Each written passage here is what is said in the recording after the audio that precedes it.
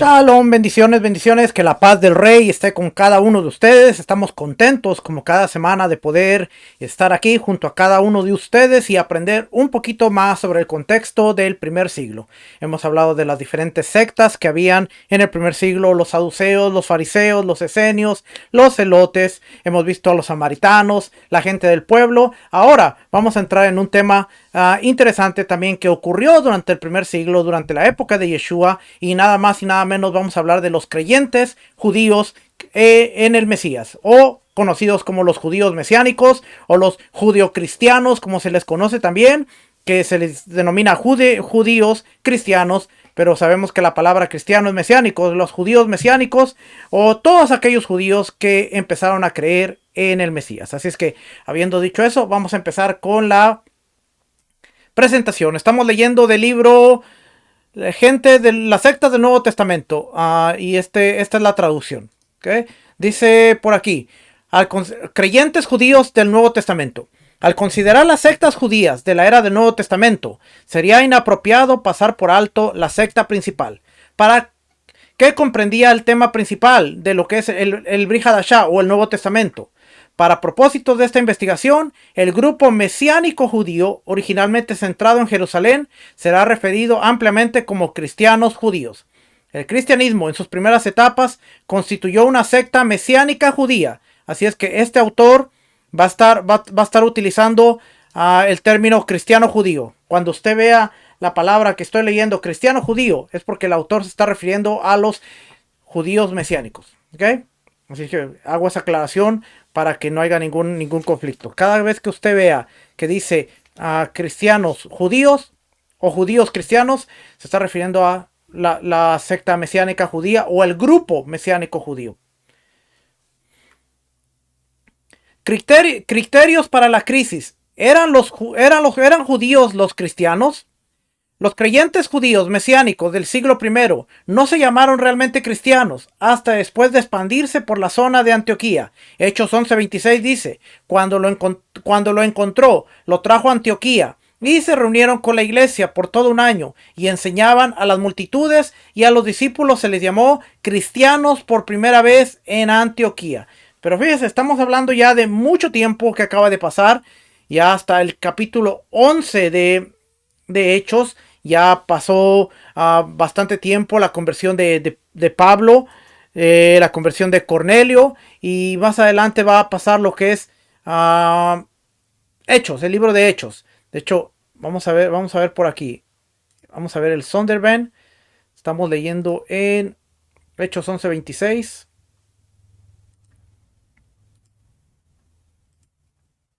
Y vamos a ver el Sonderban. Déjenme lo abro por aquí. 11:26.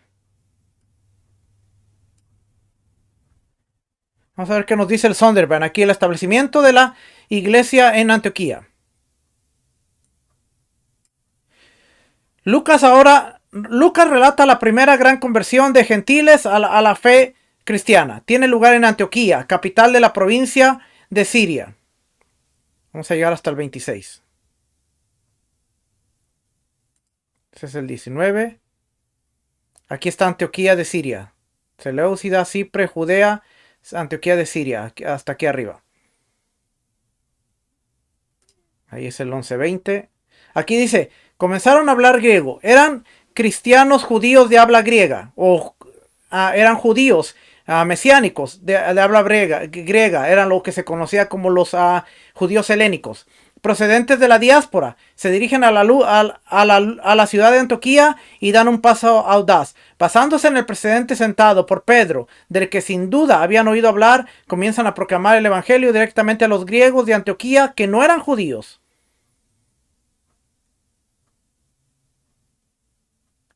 Esta parte la brincamos. Lucas no nos dice si estos gentiles son predominantemente temerosos de Dios. La semana pasada hablamos esto de temerosos de Dios, vinculados a la sinagoga de la considerable población judía de Antioquía, o si son gentiles prácticamente sin contacto con el judaísmo y todavía adeptos a las religiones locales. Si predican principalmente a gentiles temerosos de Dios, es solo cuestión de tiempo que más gentiles amigos y familiares y vecinos de la oleada inicial respondan al evangelio. Pero acuérdense, los gentiles temerosos eran los que habían aceptado la Torá, no habían llegado a una circuncisión y no habían llegado formalmente al pacto de la conversión, pero eran gentiles temerosos. No eran prosélitos. La mayoría de estas personas se convierten al Mesías de la adhesión a Apolo, Artemisa, Zeus, Tiché o los cultos sirios de Baal y la diosa madre, algunas deidades populares de la ciudad. Podemos suponer sin temor a equivocarnos que un buen número de judíos de la ciudad también se convierten al Mesías durante este periodo. Entonces, hay una mezcla ahí en esta congregación. ¿Ok? Es lo que nos dice acerca de esto. Interesante, ahora estamos entendiendo un poquito del contexto de Antioquía de Siria. ¿Qué había ahí? Había judíos griegos o judíos helénicos que eran judíos de nacimiento, habían nacido en la diáspora, ahora aceptan a Yeshua como el Mesías. Había gentiles que estaban aceptando al Mesías de la adhesión porque lo correlacionaban con Apolos, con Zeus, con Tiche, con los cultos a Baal, y entonces estaban llegando. Entonces ahora estamos viendo una mezcla y por eso se les llama cristianos, porque son los seguidores del Cristo, del Mesías. ¿Ok? Entonces vamos a seguir leyendo por acá. Dice aquí: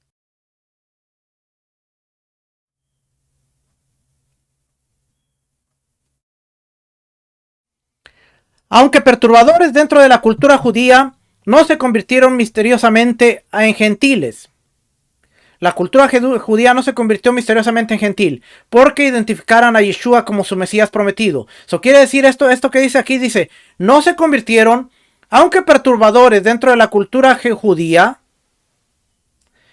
los judíos no se convirtieron misteriosamente en gentiles porque identificaban a Yeshua como su Mesías prometido.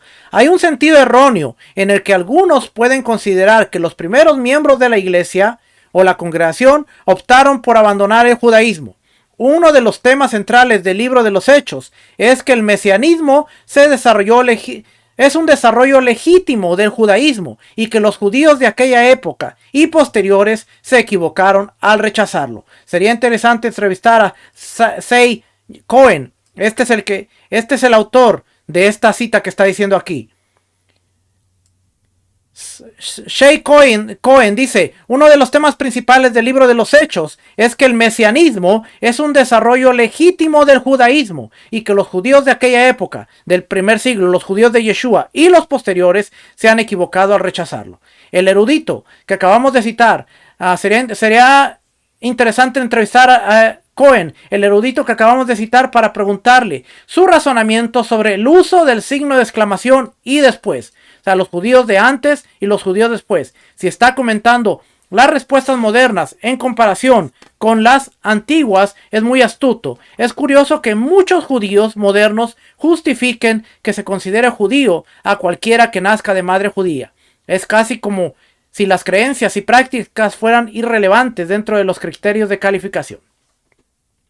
Algunos incluirían en el marco del judaísmo moderno a los judíos ateos, a los judíos agnósticos, quizá incluso a los judíos deconstruccionistas postmodernos. Sin embargo, la idea de un judío cristiano, aunque sea más conservador y observante que algunos judíos reformistas o conservadores, es a menudo demasiado aborrecible para contemplarla. Interesante, porque dice el judaísmo moderno incluiría dentro del marco del judaísmo moderno a los judíos ateos, son judíos de nacimiento pero no creen en nadie, son ateos, a los judíos agnósticos, a los judíos deconstruccionistas, a los judíos postmodernos, inclusive a los judíos reformistas y a los judíos conservadores. Pudieran considerarlos, pero decir que eres un judío mesiánico o porque crees en el Mesías es algo aborrecible para contemplarlo, decir, eres parte del judaísmo. Es como que, no. Interesante, porque ahora vemos que el judaísmo moderno, y bien claro lo dice, el judaísmo moderno, que es el judaísmo ortodoxo, para ellos, un judío ateo, un judío agnóstico, un judío reformista, un judío deconstruccionista, un judío posmoderno, es parte del judaísmo. Pero un judío o una persona que cree en Yeshua como el Mesías y sigue la Torá, es como que tienen sus dudas en si considerarlo o no. Seguimos leyendo por aquí. Okay, seguimos leyendo. ¿Dónde estamos? Dice aquí.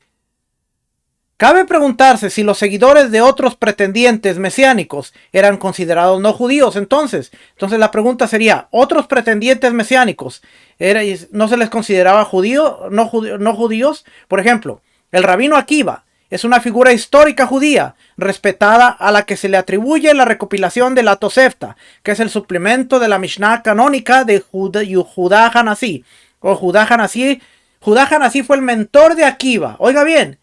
Judá Hanasí, el que empezó a recopilar la Mishnah, fue el mentor del Rabí Akiva. Rabí Akiva fue el que recopiló la Tosefta, que son los comentarios que no entraron en la Mishnah y están ahí, Tosefta. Rabí Akiva. Ahora, va a haber un gran problema aquí, porque como vamos a leer, Rabí Akiva era un judío, pero Rabí Akiva creía en un Mesías. Vamos a leer aquí. Es dudoso que se cuestione el judaísmo de Akiva. Si se ha de dudar de la judeidad de un cristiano judío, basándose estrictamente en su concepto del Mesías, quizás también habría que situar al rabino Akiva fuera del ámbito del judaísmo. La asociación de Simón ben Kokhba con la estrella que surge de Jacob, de Números 24:17, indica que se le consideraba el Mesías. Rabí Akiva lo anunció definitivamente como tal, y aunque no todos sus colegas estaban de acuerdo con él, el pueblo sí. El leopardo no puede quitarse sus manchas, el etíope no puede cambiar el color de su piel, y con toda seguridad los judíos mesiánicos del primer siglo no se convirtieron en no judíos porque creyeran que Yeshua era el Mesías, como tampoco Rabí Akiva se convirtió en no judío porque creyera que Bar Kokhba era el Mesías. Aquí surge un concepto interesante, porque ahora nos ponemos a pensar, bueno, si creer en el Mesías te descalifica automáticamente como parte de el judaísmo del segundo templo, no el moderno. Tú no puedes ser judío y creer en el Mesías. Bueno, Rabí Akiva creía que Bar Kokhba era un Mesías, lo apoyó, utilizó el pasaje de Números 24:17, la estrella de Jacob, para decir que él era el Mesías como tal. Se levanta la revuelta, hay una matanza, hay una muerte y muchas personas mueren, pero Rabí Akiva sigue siendo considerado como un hombre ilustre, como un judío íntegro dentro de la historia del judaísmo. Entonces, si Rabí Akiva pensaba que Bar Kokhba, Simón Bar Kokhba era el Mesías y él muere y su insurrección o su levantamiento es aplastado, y nosotros que creemos en Yeshua como el Mesías que muere pero que Dios lo vindica levantándolo de entre los muertos, entonces sería cuestión de preguntarnos ¿dónde cabemos nosotros ahora? Pero vamos a seguir leyendo. Como se discutió anteriormente, los fariseos judíos y los saduceos judíos probablemente consideraban a sus contemporáneos, los primeros judíos mesiánicos, como judíos, que eran distintos en su teología, pero no obstante eran judíos. Así que en el primer siglo, los fariseos, los saduceos, los celotes, los esenios veían a este movimiento de judíos que creían en Mesías, en Yeshua como el Mesías, judíos mesiánicos, y ellos decían, ellos son judíos, tienen una teología un poquito diferente a la nuestra, pero siguen siendo judíos.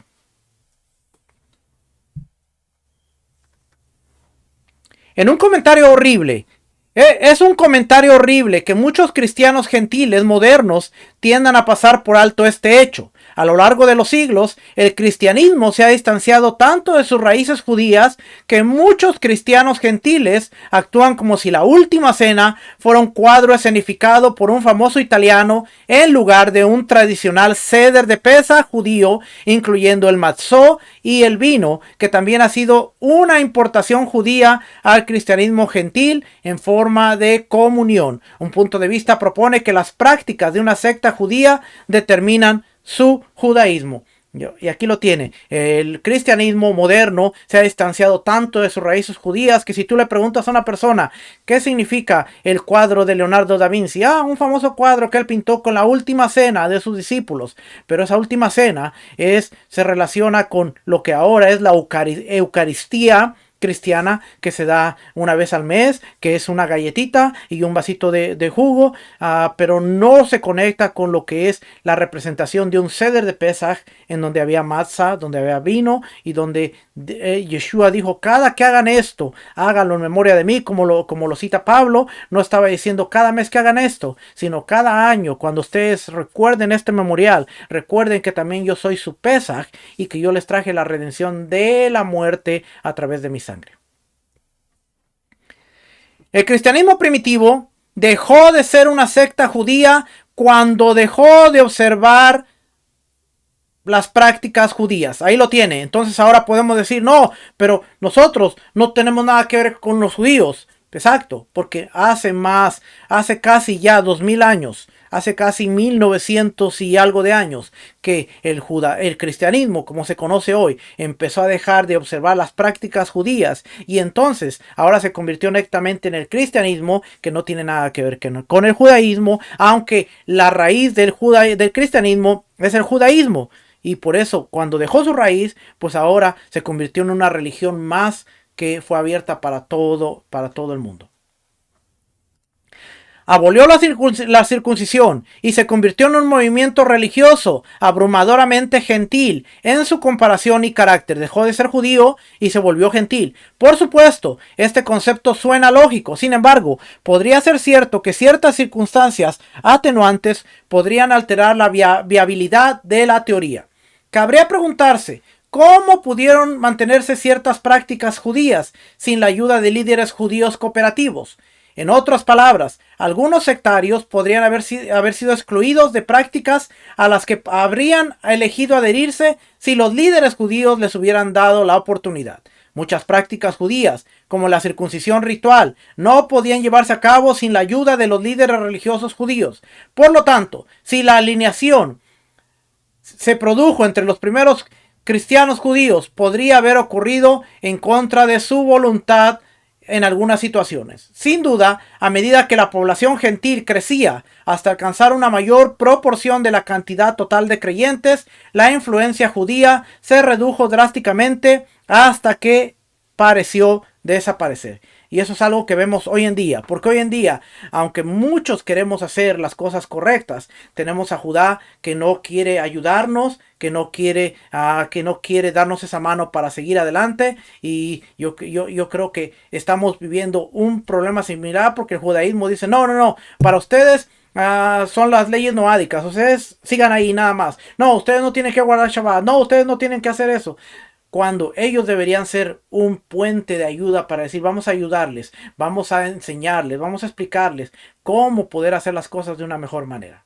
Algo similar pasó en el primer siglo. Ellos, especialmente después de la revuelta de Bar Kokhba, que empezó el judaísmo a separarse, el cristianismo a separarse, y los judíos dijeron: no, nosotros no queremos nada que ver con ellos. Después podemos agregarle el contexto político, el contexto cultural y el contexto religioso, y nos vamos a dar cuenta que esa separación, o la separación de caminos, como le llaman los académicos, empezó a ocurrir hasta que fue inevitable y hubo una separación en donde ahora vemos judaísmo, vemos cristianismo y vemos algo en medio que es como judaísmo mesiánico, y algo un poquito más apegado al cristianismo que es raíces hebreas. Así es que ahí está el panorama ahora como lo vemos.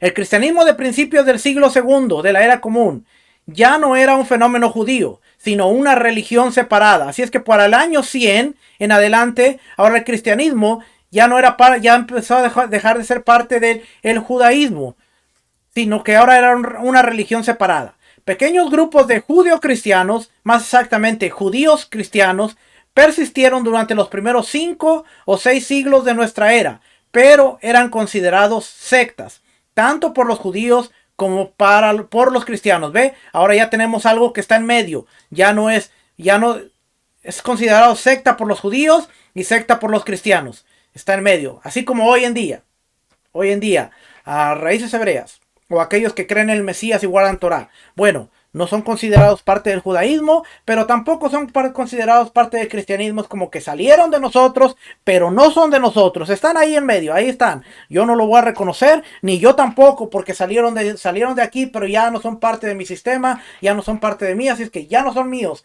Bueno, nacieron de madre judía, así es que tampoco son aquí. Así es que estamos ahí en medio, divagando, pero felices porque tenemos una identidad, sabemos quiénes somos y sabemos cuál es nuestro pacto. Así es que si no nos reconocen de este lado o no nos reconocen de este lado, seguiremos siendo felices porque sabemos quiénes somos y dónde estamos. ¿Ok? Así es que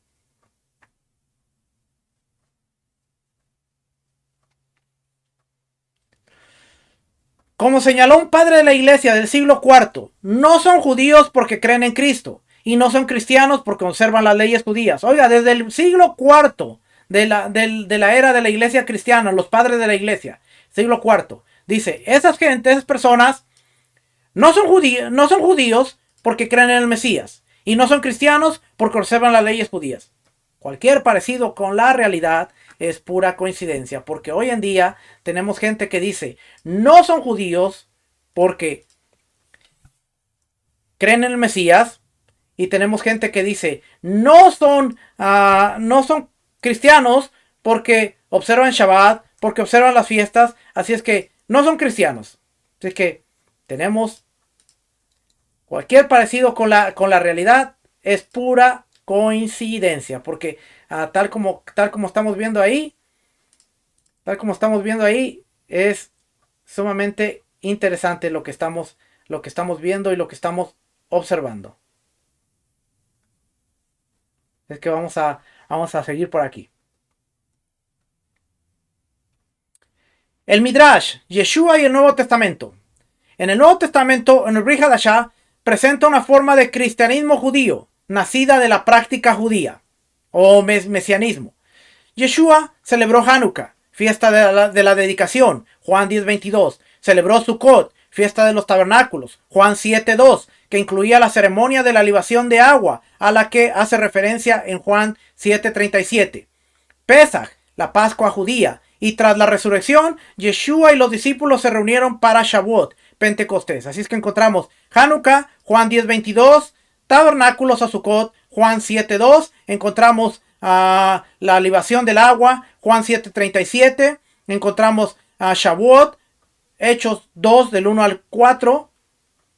Yeshua, Juan el Bautista y Pablo y la mayoría de los miembros originales de la iglesia primitiva o de la congregación original fueron fieles a la práctica de muchos rituales judíos normativos como el culto en el templo, la oración comunitaria, los estudios de la Torá y otras formas de la práctica cristiana primitiva, incluido el bautismo de conversos, el mikveh, que existe desde mucho más tiempo que la iglesia. Yeshua y los discípulos definitivamente se comportaban como judíos.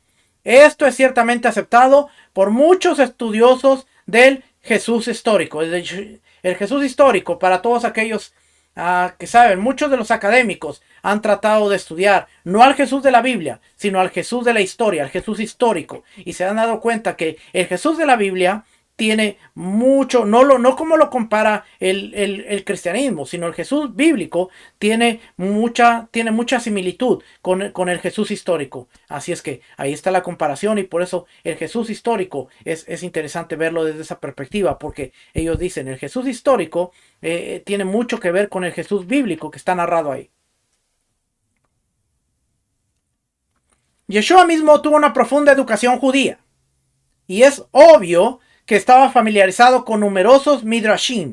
Aunque no desarrolló nuevas técnicas midrashicas, tenía su propio método midrashico, utilizando solo las referencias más sutiles a los midrashim que ya existían en su época. El problema con el judaísmo de Yeshua reside en el hecho de que generalmente se ignora. Del mismo modo, los líderes de la iglesia de Jerusalén eran judíos, como serias conexiones con las tradiciones judías, la enseñanza judía, el estilo de vida judío y la literatura judía. En los primeros evangelios también encontramos midrashim sobre versículos bíblicos que a veces no forman parte de los dichos de Yeshua, Si el Nuevo Testamento, el Brit Hadashah, explica que los sufrimientos de Yeshua corresponden a los del siervo del Señor de Isaías 53, se trata de un midrash que adapta el pasaje bíblico a Yeshua. El Nuevo Testamento contiene midrashims mesiánicos cuyo objetivo es demostrar que las historias de la Biblia se cumplieron en la vida de Yeshua. Es probable que una forma literaria de literatura judía estudiada por los judíos mesiánicos fueran los primeros midrashims. A la luz de la cita anterior, es útil recordar que la literatura midrashica se desarrolló antes de la redacción del Brit Hadashah. De hecho, esta antigua literatura religiosa judía ya existía antes de la llegada del cristianismo. Los materiales midrashicos puramente judíos, que normalmente estudian los judíos modernos, son más recientes que los escritos del cristianismo. En nuestras colecciones judías de midrashim, un midrash determinado está a veces sacado de su contexto. Parte de él se encuentra en un lugar y parte en otro lugar, en la misma colección o en otra. Dado que estas colecciones se reunieron durante el periodo de los Tanaim o incluso más tarde durante el periodo de los Amoraim, sabios talmúdicos posteriores de alrededor del 200 al 500 de la era común, o incluso antes de su época, nunca se puede saber cuál era la extensión original exacta de un midrash. Obviamente, cualquier material existente que proporcione referencias más antiguas a estas ediciones midrashicas posteriores es una herramienta extremadamente útil y valiosa para obtener una comprensión más precisa de la intención original de los autores. Por esta razón, el Brit Hadashah, el Nuevo Testamento, se ha convertido en una herramienta formidable para el estudio del midrash judío. Su lugar entre los mismos textos que constituyen la base de la fe y la práctica cristianas ofrezcan indirectamente nuevas y profundas perspectivas de los antiguos textos midrashicos judíos. Parece que todos los libros del Nuevo Testamento, de Brit Hadashah, y todas las personas que estuvieron activas durante el periodo del cristianismo primitivo o el mesianismo primitivo también tenían afinidad en el mundo del midrash. El Nuevo Testamento contiene midrashim enteros y también tiene especialmente en los dichos de Yeshua alusiones a midrashim, tanto si estos midrashim específicos han llegado hacia nosotros como si no. También hay midrashims típicamente cristianos que se proponen a demostrar las verdades del cristianismo a partir de los versículos de la Biblia. La muerte de Yeshua y la creencia en su resurrección y en su origen divino se explican a través de midrashim que fueron creados por los cristianos por iniciativa propia o que se originaron en midrashim judíos.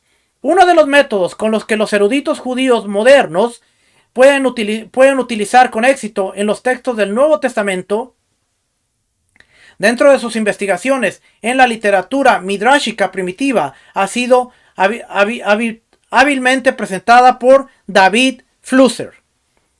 Del Nuevo Testamento aprendemos que ya existían midrashim mucho más complejos de los que habríamos imaginado si no hubiéramos tenido el Nuevo Testamento. En estos midrashim se combinan varios versículos bíblicos que tenían algunas similitudes entre sí. Una vez que se sacaba una conclusión de uno de ellos, es posible pasar a otro versículo para obtener una prueba adicional de lo que se había dicho en el primero. Y así se crearon algunos midrashim largos en el Brit Hadashah, Nuevo Testamento. Esto demuestra que este método ya era empleado por los sabios y la exégesis bíblica de la época. La literatura de los sabios comenzó a recopilarse en la generación posterior a la destrucción del templo. Por ello, los paralelismos con los midrashim del Nuevo Testamento solo se encuentran en colecciones muy tardías. Sin embargo, los sofisticados midrashim en los rollos del Mar Muerto y de las epístolas del Nuevo Testamento son una prueba de la existencia de midrashim sofisticados y complejos ya durante el periodo del Segundo Templo. Flusser ofrece más explicaciones sobre el valor que tienen para la erudición judía y la investigación religiosa la literatura que antes se consideraba exclusivamente cristiana. También ofrece ejemplos de la utilidad de los métodos de estudio. Si un midrash que se ha observado en un texto rabínico tardío tiene la misma estructura y el mismo enfoque que el Midrash que se encuentra en el Nuevo Testamento, podemos suponer que el Midrash se originó en los días del Segundo Templo. No siempre tenemos tanta suerte a la hora de establecer paralelismos, como en el caso de las parábolas de Pablo en Romanos 12:15. Gozaos con los que se gozan y llorad con los que lloran. Alegraos con los que se alegran y llorad con los que lloran. En la Tosefta, Berajot 1:21 leemos: Gilel, el anciano, dijo: no parezcas que te ríes ni que lloras, porque está escrito: tiempo de llorar y tiempo de reír. De ahí que este Midrash sobre Eclesiastés 3:33 ya fuera citado por Giliel, que era anterior a Pablo. Y que Eclesiastés 3:33 dice, 3:3, perdón, tiempo de matar y tiempo de curar, tiempo de derribar y tiempo de edificar. La cultura y la creencia de los escritos del Nuevo Testamento estaban completamente impregnadas de un énfasis judío.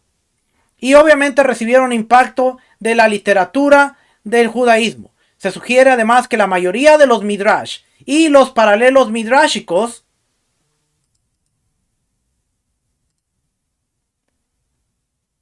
los paralelos midrashicos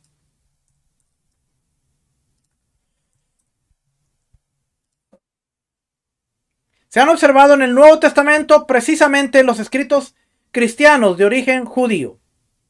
Sin duda, existían diferencias entre judíos de diversos orígenes geográficos, culturales y sectarios. Mire, había diferencias entre judíos que eran de diversos orígenes geográficos, culturales, sectarios. No obstante, su judaísmo estaba bien establecido. Sí, algunos miembros de la Iglesia Católica tenían dificultades para adaptarse a un papa de Polonia. ¿Cómo responderían los laicos al hecho de que los 15 primeros papas u obispos, como se les llama, de la iglesia fueran judíos? Eusebio informa: hubo 15 sucesiones de obispos en esa iglesia, la iglesia de Jerusalén del siglo I, 15, todos los cuales, según dice, fueron hebreos desde el principio y recibieron el conocimiento del Mesías puro y sin adulterar.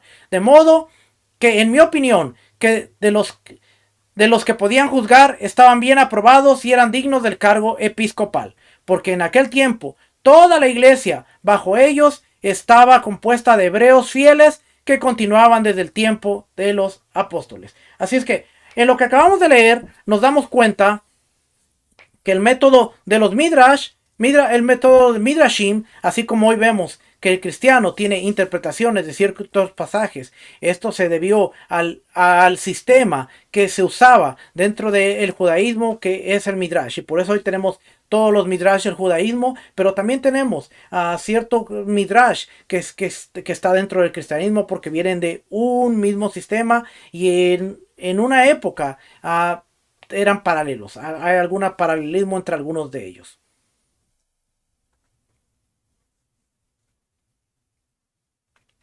La iglesia en el templo. Además de venerar la literatura judía sagrada, el culto en el templo siguió siendo una parte importante de la vida de los primeros creyentes cristianos, como lo vemos en Hechos capítulo 2. El templo y la sinagoga dieron a los primeros creyentes judíos su punto focal y su base de operaciones. Déjame poner esto por aquí. Su base de operaciones. De nuevo, refiriéndose a los hechos de los apóstoles, encontramos que perseveraban unánimes en oración y ruego. Hechos 1:4. Martín habla de esto de la siguiente manera: un versículo que implica que los primeros creyentes eran diligentes en la asamblea de la oración. El término griego que se usa aquí es un término habitual para referirse a la comunidad de la sinagoga judía. Hechos 16:13 y Hechos 16:16. Y en algunos eruditos han deducido que de esta palabra que los discípulos de Jerusalén formaron una sinagoga, y no hay nada de cismático en esta acción. ¿Ok? Lo que se quiere decir aquí es que dentro de la iglesia primitiva había diferentes grupos de personas con un trasfondo judío. Algunos de estos hombres judíos se unieron bajo el vínculo de las creencias doctrinales similares. similares. Este compañerismo creció del hilo común de un pasado nacido del judaísmo, en un presente que incluía a Yeshua como el Mesías y el futuro prometido de la vida eterna con Dios. Los creyentes gentiles deben entender que el Nuevo Testamento es un libro judío, escrito a judíos, ambientado en la tierra de los judíos. Trata de temas judíos, efectuando tradiciones judías, proclamando un Mesías judío que fue profetizado porque que vendría en la Biblia judía. Entonces, aquí es bien interesante porque nosotros leemos el Nuevo Testamento, las cartas del primer siglo, y no podemos dejar de un lado que este libro se trata de temas judíos, que está hablando de temas judíos, está hablando de tradiciones judías, proclamando un Mesías judío que fue profetizado que vendría de acuerdo a una Biblia judía. Interesante, porque ahora cuando leemos el Brit Hadashah no lo vemos como una carta escrita a la iglesia, sino lo vemos como una carta que fue escrita a un pueblo judío, que trata de temas judíos, tradiciones judías, que se refiere hablando de un Mesías judío que fue proclamado en la Biblia judía.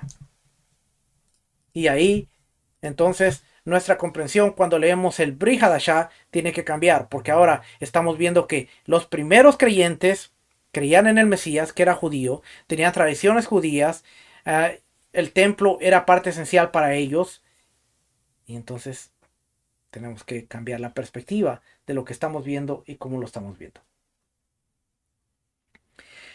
El judaísmo normativo no estaba de acuerdo con los puntos de vista de la emergente comunidad de judíos mesiánicos. Con el tiempo, los judíos mesiánicos se desgastaron, pero no negaron su fe en el Dios de Israel, proclamado en la Biblia hebrea. Simplemente no estaban de acuerdo con ciertos supuestos y diversas doctrinas de la mayoría judía.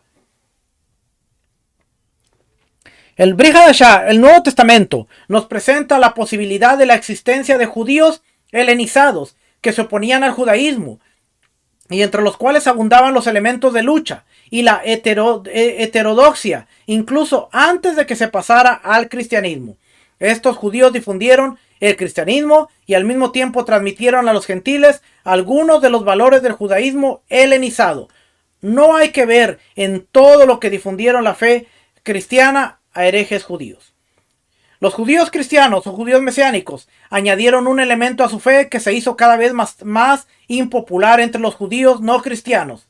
El concepto del Mesías era un punto de vista aceptado entre grandes segmentos del pueblo judío.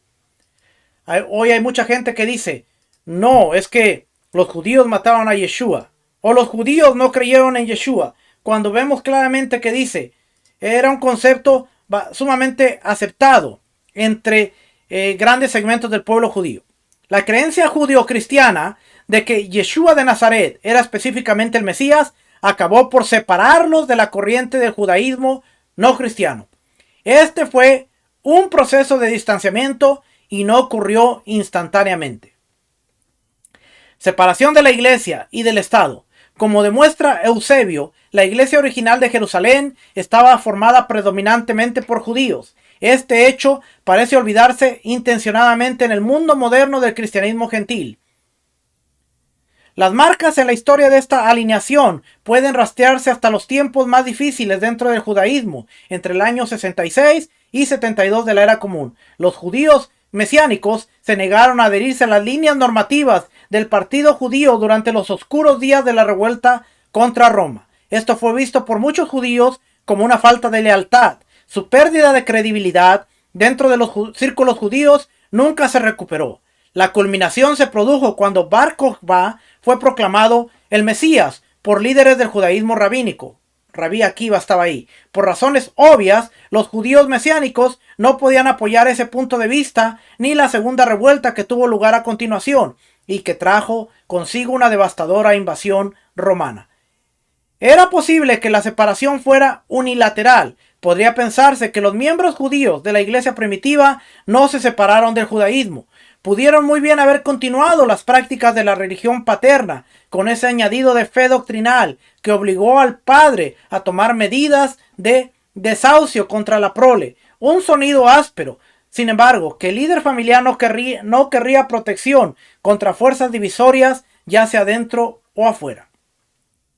Es probable que algunos de estos judíos mesiánicos se alejaran de la rama principal del cristianismo, formaron una mezcla de fe en el Mesías con un curso en la ley de Moisés, servido en diversos grados. El Nuevo Testamento, el Brit Hadashah, registra claramente los argumentos asociados con aquellos en la iglesia primitiva, conocidos como judaizantes.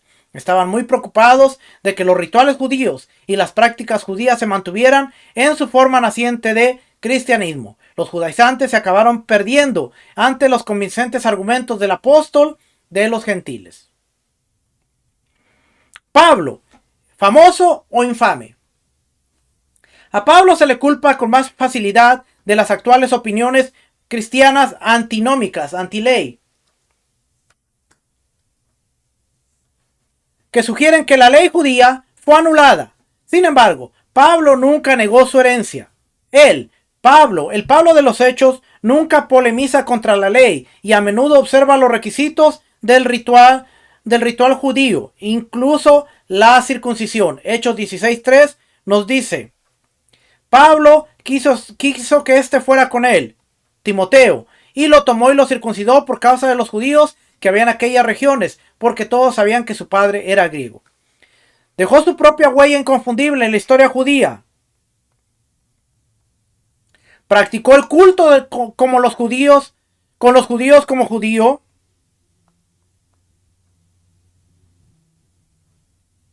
Al igual que Yeshua fue primero a las ovejas perdidas de la casa de Israel, Pablo también fue primero al judío, Romanos 1:16. Cuando Pablo estaba en el campo misionero, visitaba regularmente las sinagogas. En Salamina, Hechos 13:5. En Antioquía, Hechos 13:14. En Iconio, Hechos 14:1. En Tesalónica, Hechos 17:1. En Berea, Hechos 17:10. En Atenas, Hechos 17:7. En Corinto, Hechos 18:4. En Efesos, Hechos 18:19. Además, Pablo mantuvo los votos judíos aparentemente según la forma vigente, Hechos 18:18. Pablo contextualizó con éxito el evangelio en el mundo greco-romano de su época. Es posible que su éxito fuera a costa de los líderes y las prácticas judías de la iglesia de Jerusalén. Pablo no quería tirar al bebé con el agua del baño. Sin embargo, esto es lo que ocurrió a manos de los posteriores líderes de la iglesia gentil. El bebé tiró a la madre por el desagüe y salió de la bañera buscando nuevas emociones en su recién encontrada libertad. Algunos podrían concluir que el bebé se cayó al barro. A menudo se ha considerado a Pablo como el enemigo de los cristianos judíos. En su lucha contra el cristianismo gentil, el cristianismo judío hizo hincapié en el judaísmo de Yeshua. En todos los escritos judeocristianos que han llegado hasta nosotros, Pablo aparece como un villano. Todos los diversos grupos y tendencias del judeocristianismo se unieron para hablar en contra de Pablo. Sin duda, Pablo ofrecía una perspectiva diferente a la de los líderes anteriores.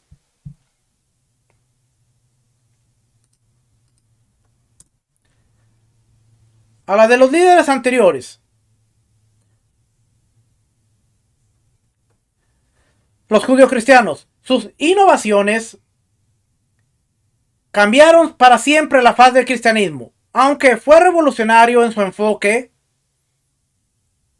no es necesario suponer que el tipo de fe de Pablo fuera destructivo o incongruente con el desarrollo natural del judaísmo cristiano o judaísmo mesiánico. Al igual que el judaísmo tenía diferentes sistemas de creencia dentro de varias sectas y subgrupos, los judíos mesiánicos no eran todos idénticos en sus creencias y prácticas.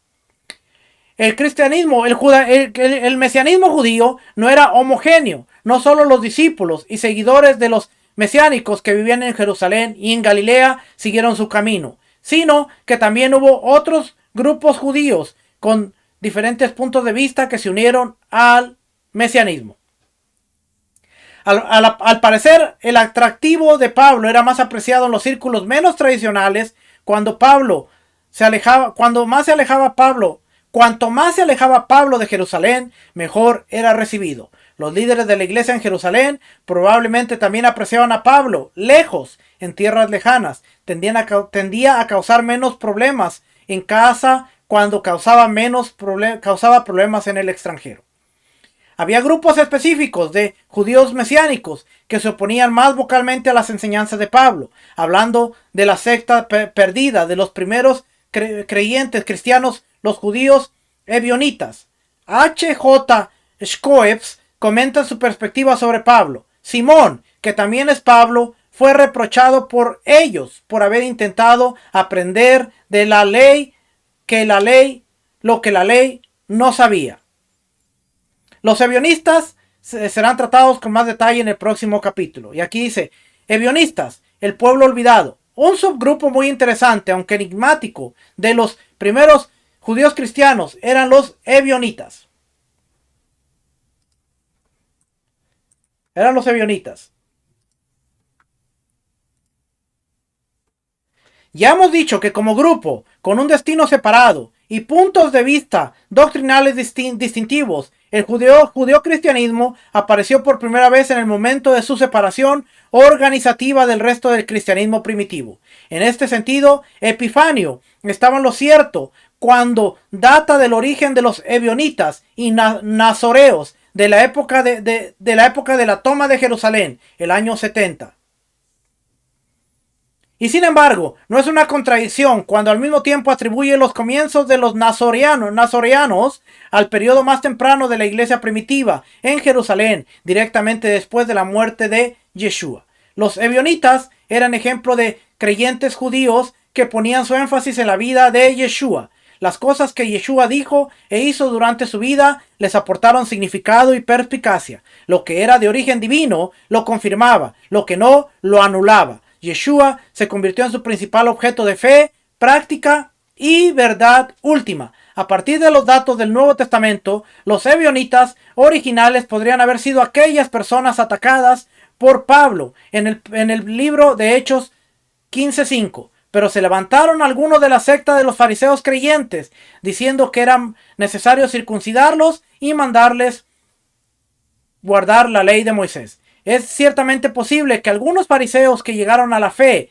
en Yeshua se hubieran sentido más cómodos alineándose con los judíos cristianos ebionitas. Estos se habrían atrincherado más sólidamente la práctica del judaísmo normativo, abrazando al mismo tiempo el amor de Yeshua. En los debates de Jerusalén, descritos en los hechos, probablemente están presentados varios puntos de vista diferentes. Es posible que la descripción detalle el nacimiento de la secta ebionita. Al menos hay un hecho cierto. En el llamado Concilio Apostólico del año 48 al 49 de la Era Común, descrito por Pablo en Gálatas 2, y con alguna divergencia debida a la tendencia de Lucas en Hechos 15, se hizo prominente un grupo judío cristiano extremista de la iglesia primitiva.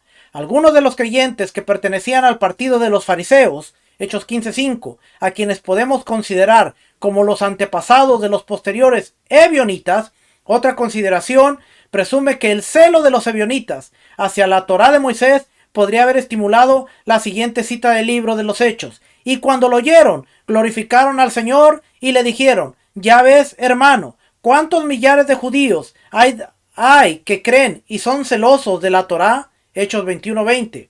También es posible que la referencia negativa de Gálatas 2:4 pudiera estar apuntando a los ebionitas. Si este versículo se refiere a los ebionitas, ciertamente los coloca fuera de una forma más aceptada de fe cristiana. Con respecto a estas posiciones particulares sostenidas por los ebionitas, Schweppes apoya que los puntos de vista anteriores, ya que hace la siguiente afirmación. En la controversia del Concilio Apostólico, los ebionitas representan la rigurosa posición rabínica de la escuela del rabino Shammai. Considera que la soteria, la salvación, dependía de la circuncisión. Como judíos que creían en el Mesías, no podían admitir otra respuesta a la cuestión de que un pagano solo podía convertirse en cristiano o mesiánico mediante la recepción en el pacto judío de la elección por medio de la circuncisión. El concilio rechazó la perspectiva ebionita y apoyó las creencias de Pablo. Se decidió que los creyentes gentiles estaban exentos, su punto de vista no prevaleció, sin embargo, pues el concilio decidió a favor del punto de vista de Pablo, su opuesto directo, el nosri de los gentiles, el cristianos, no necesita someterse a la circuncisión ni tomar sobre sí el yugo de los mandamientos. El concilio también rechazó la idea de imponer el mantenimiento de las leyes kosher para hacer menos restrictiva la comunión en la mesa con los gentiles. Un comentario con el que no estoy de acuerdo, porque si nosotros estudiamos aún la palabra de que se abstengan de ahogado y de estrangulado, tiene que ver con la matanza ritual de los animales. Y si la matanza ritual era tan importante para ellos, es entonces imaginable pensar que la alimentación kosher, los alimentos kosher eran importantes. Entonces, ahí no estoy de acuerdo con ese comentario, se lo estoy leyendo porque es parte del libro, pero también hay que hacer esa aclaración. Vamos a ver, aquí dice: padres de la iglesia y rabinos enfadados, información sesgada. Los hechos que rodean a los ebionitas son más bien escasos. La información objetiva es más bien escasa. Aparte de saber que existieron cristianos judíos conocidos como ebionitas, la mayor parte del material original existente se ha perdido, y gran parte de la formación de la que se dispone hoy en día procede de los padres de la iglesia. Los padres de la iglesia mencionaron a los ebionitas, nazoreos, galileos, gesaens y los simagians. Lo que ha transmitido de estas fuentes se basó en rumores y fragmentos del material contradictorio conservado por hombres como Justino, Ireneo, Tertuliano, Hipólito, Orígenes y Jerónimo. Eusebio es también una valiosa fuente para los estudiosos ebionitas en la que se ha basado muchos estudiantes. Guardó parte de las memorias del cristiano judío Egésipo en su obra Historia Eclesiástica. También se puede extraer alguna información del material rabínico disponible en la actualidad. Por desgracia, esto solo es posible mediante el discernimiento de lo que a los rabinos no les gustaba de los minim. No obstante, queda en el Talmud y el Midrash tanta polémica anónima y seudónima contra los ebionitas que se puede utilizar como parte del material factual. Los judíos cristianos o ebionitas se incluyen entre los minim, herejes, de quien se dijo una vez que eran peores que los idólatras, pues estos niegan a Dios sin conocerlo, mientras que los primeros lo conocen y sin embargo lo niegan. Rabí Tarfón, alrededor del año 100 de la era común, según la Tosefta en el Tratado Shabbat 13.5.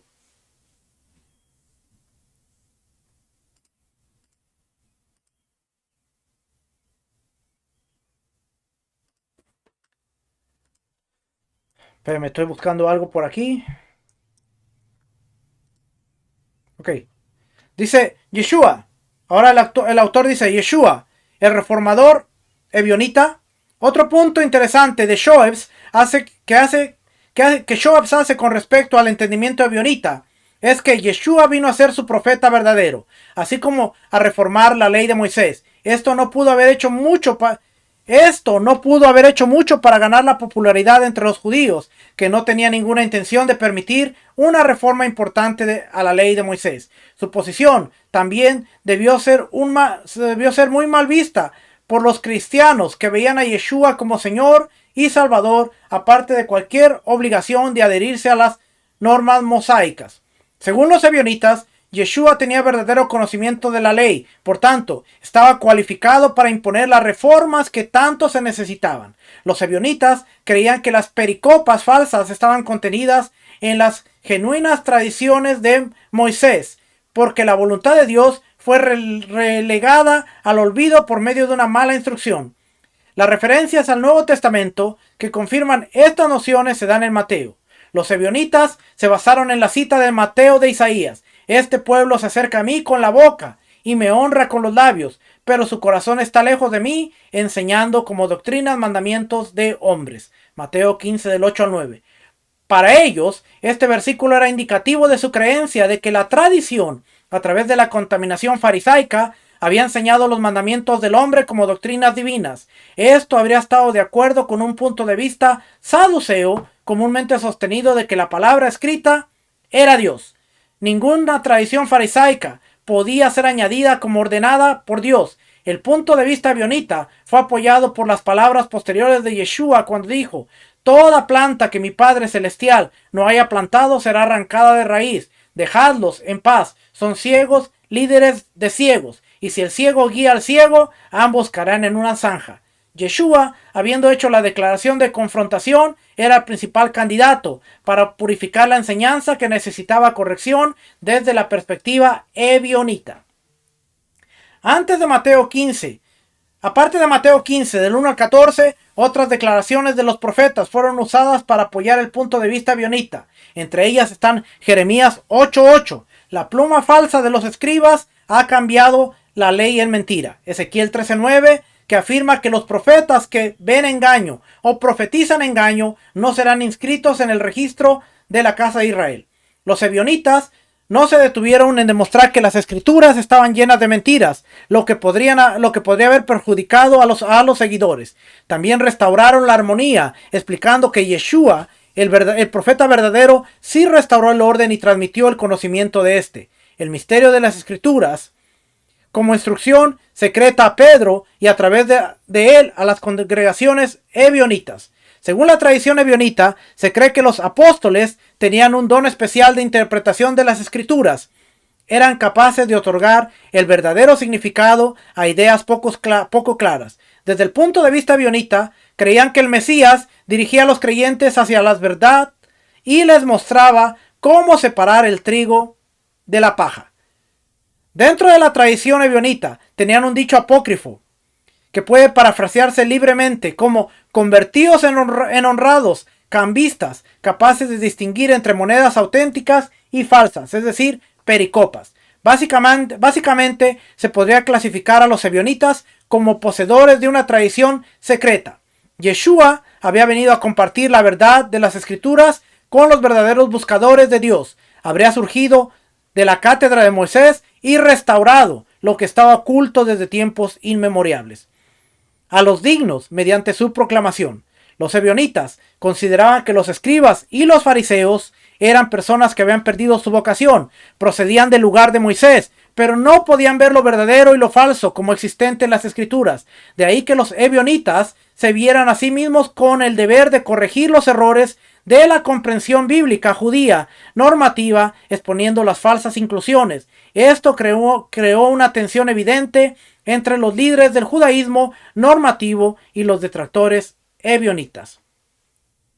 Scoeps señala que el punto de vista según el cual los escribas y fariseos podrían haber olvidado las verdaderas enseñanzas de Dios no es totalmente ajeno a la literatura rabínica. Sin embargo, también señala que el maestro que restauraría la verdadera luz desde un punto de vista rabínico no podrían haber sido los ebionitas. La idea de que los escribas y fariseos, los portadores oficiales de la tradición oral, habían olvidado partes de la verdadera enseñanza, mientras que un maestro posterior podría restaurarlas, parece a primera vista muy peculiar y única, pero parece haber sido un tema rabínico, y al menos tiene paralelos en la literatura rabínica, naturalmente sin la aplicación especial de los ebionitas.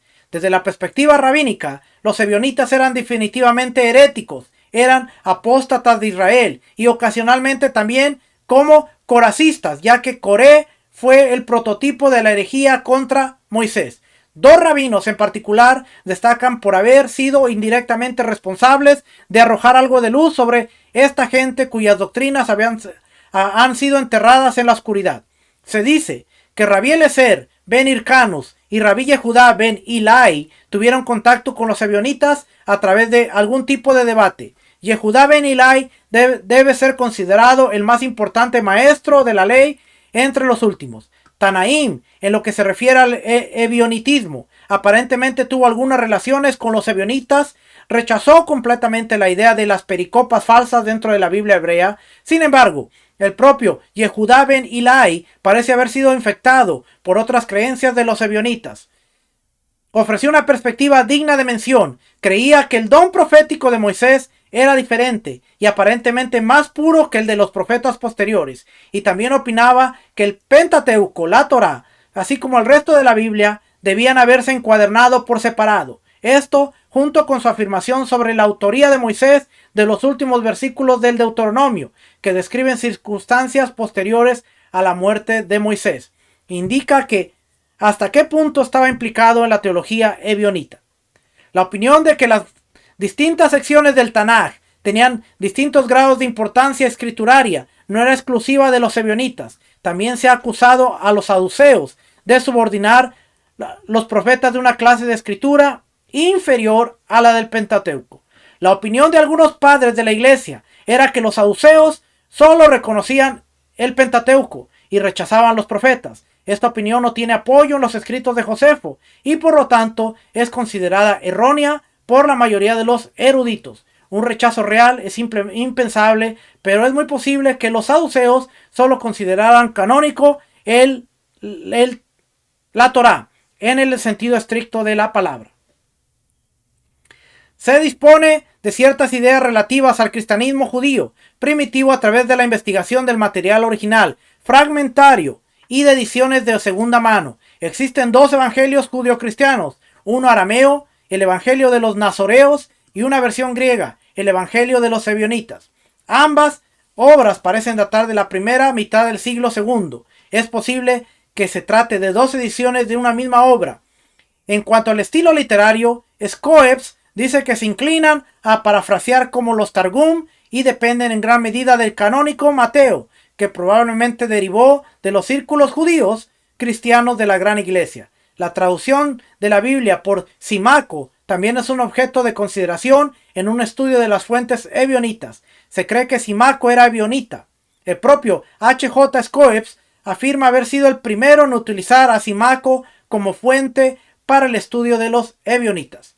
Los escritos pseudo-clementinos representan la fuente más importante para descubrir las doctrinas judío-cristianas. Estos escritos datan de los siglos III y IV. Las homilias y los reconocimientos pueden revelar huellas que se remontan a fuentes ebionitas. También se cree que Epifanio, el patriarca de la ortodoxia, tenía conocimiento positivo de los ebionitas y que los clementinos originalmente de una forma u otra estaban conectados con ellos. Es importante señalar que Epifanio tenía un sesgo antijudío, a pesar de que era de extracción judía. El obispo Epifanio es un testigo importante en apoyo a las opiniones de los escritos clementinos originales, ahora ya no existentes, que deben asociarse con los ebionitas. Estos parecen derivarse de una obra titulada Los Ascensos de Santiago y de otra llamada Los Viajes de Pedro. Esta última obra fue conocida por Orígenes en la parte del siglo III y se remonta a las fuentes posteriores, en particular un tratado del siglo II llamado Las Predicaciones de Pedro, que a su vez puede haberse inspirado en una contraofensiva ebionita a los Hechos de los Apóstoles de Lucas. Y vamos a dejarle por ahí. La próxima semana vamos a regresar con más información acerca de estos ebionitas y vamos a ver a los nazoreos o los nazrims. Así es que, ¿qué aprendimos este día? Aprendimos que nos hace falta considerar mucho del contexto cultural, porque muchas de las creencias que se tienen hoy en día pueden alinearse a lo que es el ebionismo, otras a lo que es el nazarismo. Entonces, vemos un panorama muy pintado dentro del primer siglo, así como había saduceos, fariseos, celotes, había mesiánicos, y dentro de los mesiánicos empezaron a haber diversos subgrupos que algunos de ellos eventualmente partieron a hacer el cristianismo, otros se quedaron ahí, otros de ahí surgieron, muchos creen que de ahí surgieron los ebionitas, que eran considerados como los judaizantes. Así es que muchas veces tenemos que considerar realmente para quién era esa palabra judaizante, porque ahora tenemos otro elemento que considerar. ¿Eran los ebionitas? ¿Eran aquellos que habían salido de los fariseos? No eran fariseos, creían en Yeshua, pero tampoco eran mesiánicos, así es que se quedaron ahí siendo celosos de la ley, amando a Yeshua, pero no querían aceptar a nadie hasta que no observaran todo como la ley había dicho. Así es que hay mucho que considerar. Yo por eso sigo estudiando, sigo validando información, porque hablar de un tema hablar, leer el Nuevo Testamento y decir, no, la Biblia dice esto y esto y esto, y así es, sin regresar 2000 años en el tiempo, a través de la historia, los libros, a los contextos geográfico, histórico, cultural, político, religioso, eh, y encontrar que muchas de las cosas que hablamos realmente es porque desconocemos muchos de los factores que estuvieron presentes ahí y tenemos que ser más sabios, regresar al tiempo y considerar mucha de la información que difícilmente consideramos. Regresamos la próxima semana. Que el Eterno les bendiga, el Eterno les guarde. Familia, shalom, bendiciones, shalom, shalom.